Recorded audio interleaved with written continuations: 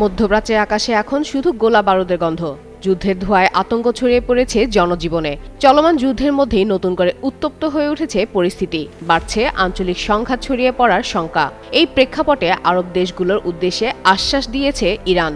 দেশটির পররাষ্ট্রমন্ত্রী Abbas Araghchi জানিয়েছেন, যুদ্ধ চললেও ইরানের লক্ষ্য আঞ্চলিক কোনো প্রতিবেশী দেশ নয়, বরং চলমান সংঘাতের মধ্যেই ইরান কেবল যুক্তরাষ্ট্রের সামরিক উপস্থিতিকেই লক্ষ্যবস্তু করছে। ভবিষ্যৎ হোক নিরাপদ, বিনিয়োগ হোক বিশ্বস্ত, আর আমার পছন্দ সল্ট বে। ওয়েলকাম টু সল্ট বে।